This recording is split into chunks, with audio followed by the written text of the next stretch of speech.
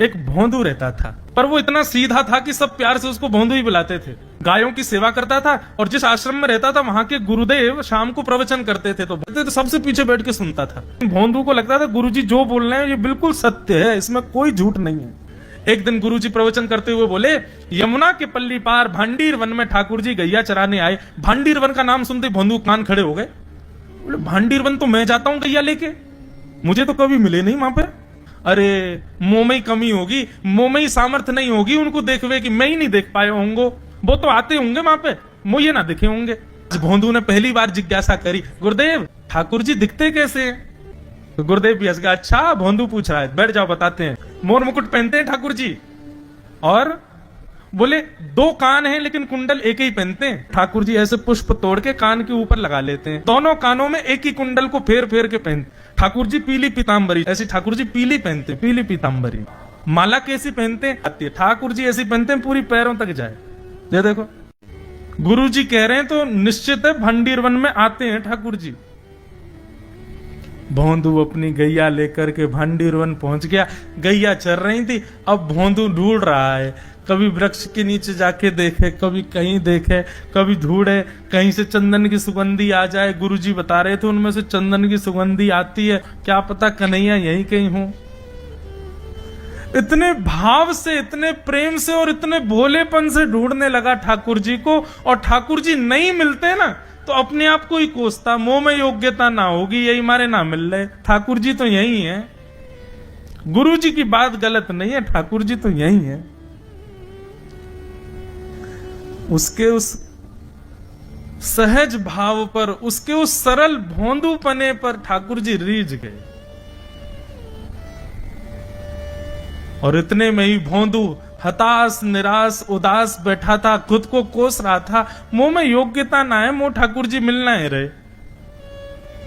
इतने में ही देखा सामने से असंख्य गायों का झुंड आ रहा है, और भोंदू ने जैसी उन गायों को देखा, ऐसी गाय कभी देखी नहीं, अलग गाय, सींग चमक रहे हैं, सींगों के ऊपर के भाग में सोने चांदी मढ़े हुए हैं, ऐसी ऐसी सुंदर सुंदर तंदुरुस्त गैया।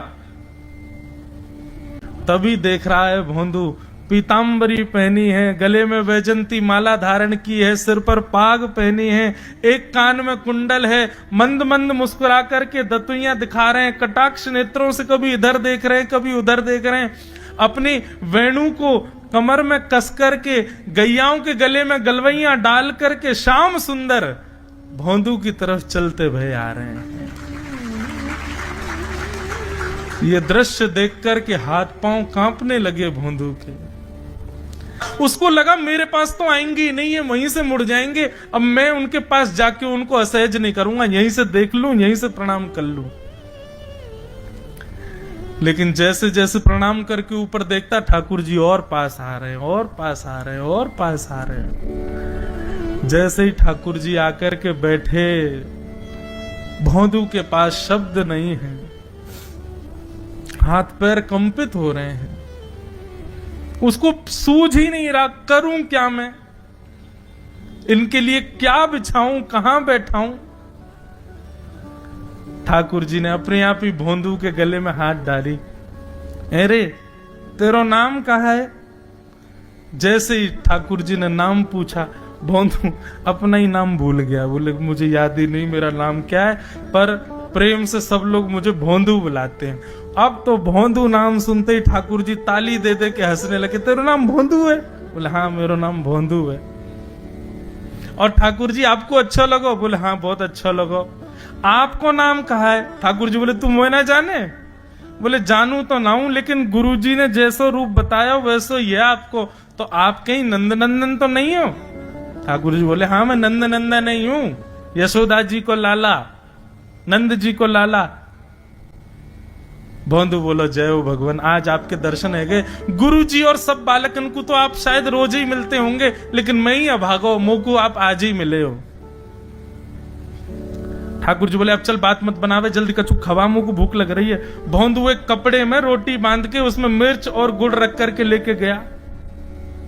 2 रोटी थी। भोंदू ने जैसे खोली, एक रोटी ठाकुर जी के सामने धर दी, एक अपने पास रख ली, बोले मैं भी तो खाऊंगा। ठाकुर जी ने बढ़िया रोटी ऐसे घुमाई और प्रेम से गुड़ खामे और रोटी पान लगे प्रेम से, और ठाकुर जी तो चप चप करके नेक देर में पा गए। भोंदू तो भूल ही गए, वो खानो भी वो ठाकुर जी को ही देख रहा है। ठाकुर जी बोले और जोर की भूख लगी, ला अपनी रोटी दे दे। भोंदू बोलो मुंह को भी भूख लगी है। बोले अच्छा चल आधी आधी खा ले, या मैं आधी तू खा ले आधी मैं खा लूं, दोनों खा लिए। कल ते नेक्स्ट से ज्यादा सी रोटी ले आइयो, भूख ज्यादा लगे, और सुन यही समय आइयो, मिलूंगा कल भी तोते। ठाकुर जी अपने मार्ग पर चले गए। भोंदू इतना प्रसन्न है, बोले आज मुझको ठाकुर जी मिल गए। गुरुदेव के प्रवचन का समय हो गया, भोंदू पीछे जाके बैठ गया, अपने गुरुदेव को प्रणाम करे, इनकी कृपा से ठाकुर जी मिले। उसने किसी को नहीं बताया, उसको लगा सबको ही मिलते हैं भगवान, मुझे ही मिले हैं बहुत दिन बाद। दूसरे दिन भोंदू खूब सारी सामग्री रसोई घर में इकट्ठा करके जाने लगा। किसी ने जाके गुरुदेव से कह दिया कि भोंदू बहुत सारी सामग्री ले जा रहा है। गुरुदेव ने जाके कही, भोंदू इतनी सामग्री ले जा रहा हो भैया, वो भंडारो करेगो का? नहीं गुरुजी भंडारो तो नहीं करूंगा, वो नंद नंदन नाम है, वो यशोदा नंदन मदन मोहन, वो अपनी गैया चरा के आए, कल भी आए, मेरी रोटी खा गए, मैं भूखो ही रहेगो कल। या हमारे ज्यादा सी ले जा रहा हूं, बेचारे बहुत भूखे आए कल, कि उनको पेट भर जाएगा, मैं भी पा लूंगा, या हमारे गुरुजी आज ज्यादा सामग्री ले जा रहा हूं। गुरुदेव ने मन में सोचा, ये बात कोई और कहे तो अविश्वास किया जा सकता है, लेकिन भोंदू झूठ नहीं बोलता। भोंदू कभी झूठ नहीं बोलता, भोंदू की बात पर विश्वास करना ही पड़ेगा। गुरुदेव बोले सुन सुन, ठाकुर जी आए थे? बोले हाँ। अच्छा, उनका रूप कैसा था? जैसा रूप आपने बताया था ना गुरुजी, बिल्कुल वैसा, ऐसे कटाक्ष नेत्र, मोती जैसे दांत, ठाकुर जी की मुस्कान ऐसी, पाग ऐसी, कान ऐसे। गुरुदेव के तो नेत्र बंद हो गए, वे सब अनुभव करने लगे। लेकिन गुरुदेव बोले रूप कैसा भी बता दे, चरण यदि इसने बता दिए तो मैं मान जाऊंगा कि ठाकुर जी थे। अच्छा तूने चरण देखे? बोले हाँ गुरुजी मैंने चरण देखे। चरण कैसे थे? ठाकुर जी के चरण जब वो चल करके आगे बढ़ते हैं ना तो चिन्ह बन जाते हैं।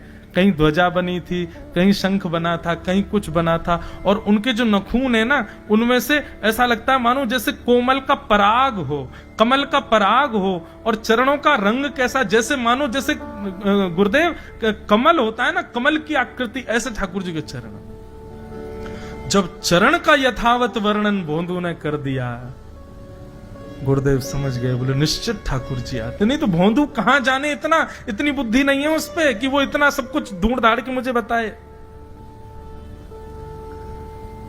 भोंदू एक काम करेगा? बोले हाँ। ठाकुर जी आएंगे तो तेरे सखा बन गए? बोले हाँ। तो उनको लेकर के आश्रम आ जा, यहां पे आ जा। भोंदू बोला कि इतने योग्य बालक हैं, लेकिन ठाकुर जी ने किसी से नहीं कही, मुझसे कही है। अगर मैंने ये काम नहीं किया तो मेरा जीवन व्यर्थ है। भोंदू को लगा ठाकुर जी सबसे ही मिलते हैं, गुरु जी किसी से भी कह के बुलवा लेते, मुझको काम दिया। भोंदू ने तो उसको अपने हृदय में ले लिया, अब ये काम मुझे करना है। बोले गुरु जी मैं वचन दे के जा रहा हूं, ठाकुर जी को मैं लेके आऊंगा। जा बेटा। भोंदू वन में चला गया। अब तो उसको मिलने की भी एक्साइटमेंट नहीं है और कोई उसके मन में भाव ही नहीं है, उसको ये है बस ठाकुर जी को मैं ले जाऊं। जाकर के बैठा, ठाकुर जी अपनी गैया चराते भये। ठाकुर जी आए, रूप देख करके फिर से भावुक हो गया भोंदू। ठाकुर जी आकर के बैठ गए, बोले चल जल्दी निकाल रोटी, भूख लगी है मुंह को। भोंदू सजाता जा रहा है थाली, ठाकुर जी को देता जा रहा है। बोले जय जय, एक प्रार्थना करूं? बोले करो। आप मेरे संग मेरे सखा हो ना आप? बोले हाँ तेरो सखा हूं, तो मेरी बात मानोगे? बोले कहा आप मेरे संग आश्रम चलो गुरु जी के पास। ठाकुर जी रोटी पाते जा रहे, ठाकुर जी ने अनसुनी कर दी बात। बोले जय जय कछु कहो ना, आप चलोगे ना? ठाकुर जी बोले हम तेरे सखा हैं, तेरे गुरु जी के सखा नहीं है। तू मोते मिल, तू मेरे संग खा, तू मेरे संग रहे, तू कछु कर, तो कुछ सब अधिकार है, लेकिन ये हम गुरु जी ते मिल बातें मिल ये सब हम नहीं करेंगे। हम बस तेरे सखाएं तो ये जाने और कोई ये ना जाने। ए जय जय ऐसे मत कहो ना, वे नहीं बताते तो मैं तो आपको देख ही नहीं पाता, मैं तो आपको जानता ही ना हूं। उनने ही तो मुझको बताई कि आप भांडीर बनाते हो, आपका रूप ऐसा है। उनने कृपा करके मुंह को आपसे मिलवाए हो, वही हमारी मित्रता के मूल आधार है, उनसे तो मिलवे चलो ना। ठाकुर जी बोले देख ज्यादा जिद मत करे, हमने तो उसे एक बार कह दी हम नहीं जाएंगे नहीं जाएंगे नहीं जाएंगे। ठाकुर जी रोटी पा रहे थे तो भोंदू ने हाथ से रोटी और छनाई, बोले ये भी दो, ये भी गुरु जी की है, लाओ ये मिर्च गुड़ सब दो, ये सब गुरु जी को, ये भी मत खाओ। और सुनो, यदि हमारे गुरु जी से आपको प्रेम नहीं है तो हमको आपसे प्रेम नहीं है। कल ते अपनी गैयान को लेकर कहीं और चरावे जाओ, होंगे तुम नंदन नंदन अपने गांव के, मेरे गुरु जी के पास नहीं जाओगे। और सुनो, ये मुंह में जो रोटी रखी जाओ को उगल आओ, ये भी गुरु जी की रसोई में बनी है, हमारे गुरु जी से नहीं मिलेंगे। ठाकुर जी बोले अरे भोंदू ने रुक तो, नहीं नहीं नहीं अब तो मैं सुनूंगा ही नहीं, आपने ऐसे कैसे कह दी नहीं जाएंगे, 3 बार नहीं जाएंगे नहीं जाएंगे। और ये भांडीरवन मेरो है, मैं यहां गैया चरावे आऊं, कल से अगर तुम और तुम्हारी गैया दिख गई मुंह को तो तुम्हारी गैयान को लेके मैं चलो जाऊंगा आश्रम, फिर तुम्हारी मैया बाबा तुमको मारेंगे। ठाकुर जी बोले अरे भोंदू इतना नाराज? बोले यदि मुंह से मित्रता रखनी है तो मुंह को वचन देना पड़ेगा कि आप आश्रम चलोगे, और अगर आपने फिर से नहीं कही तो मैं जा रहा हूं वापस, और कभी आपको मुख नहीं देखूंगा, अपना मुख नहीं दिखाऊंगा। ठाकुर जी बोले इस मुख को देखने के लिए या संग के लिए लोग पता हो तो कितनी तपस्या करें। बोले जो तपस्या करें उनको मुबारक, तुम मुंह को ना चाहिए, मुंह ना मिलनो तुमते, मुंह कोई गरज ना पड़ रही तुमते, आज तक नहीं मिले कल ही तो मिले हो मोते, वो भी गुरुदेव की कृपा से मिले हो, जाओ मत मिलियो, मुझे ना चाहिए तुम। ठाकुर जी बोले मैं तो ना जाऊंगा, मैं तो तेरे पास ही रहूंगा। बोले तुम मत जाओ मैं जा रहा हूं। कि जाने लगा वापस। भोंदू, ठाकुर जी पुकार रहे हैं भोंदू को, मानो जैसे त्रिलोकी लेके जा रहा है वो ठाकुर जी के, जैसे मानो पूरा ऐश्वर्य ठाकुर जी का ले जा रहा हो। अरे भोंदू ने रुक तो जा। भोंदू बोला अपना मुख भी नहीं दिखाऊंगा यदि आप नहीं चलोगे तो। भोंदू थोड़ी दूर गया, ठाकुर जी को लगी वापस आ जाएगा, थोड़ी और दूर गया, लगा अब आ जाएगा, लेकिन जब भोंदू दिखना बंद हो गया हमारे ठाकुर जी विचलित हो गए, दौड़े भोंदू की तरफ। ठाकुर जी दौड़ करके गए और जाकर के भोंदू के पिद्दी पे चढ़ गए। बोले ले चल अपने गुरुदेव के पास, चलूंगा तू जहां कहेगो, लेकिन तो दूर नहीं जान दूंगा। और भोंदू ठाकुर जी को ऐसे ऊपर चढ़ा करके आश्रम जा रहा है। गुरुदेव आकर के खड़े हो गए और मन में बस विचार कर रहे थे, हाथ पांव कांप रहे थे, बोले ठाकुर जी आएंगे कि नहीं। इतने में ही भोंदू आया और तभी देखा भोंदू के पिद्दी पर ठाकुर जी टंगे भय आ रहे हैं।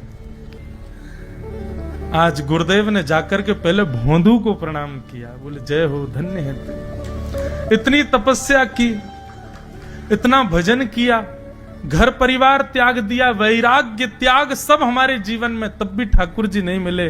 लेकिन वारे भोंदू, तेरी सरलता, तेरी सहजता, तेरा ये निर्मल भाव कि ठाकुर जी तेरे अधीन होके यहां आश्रम तक चले आए।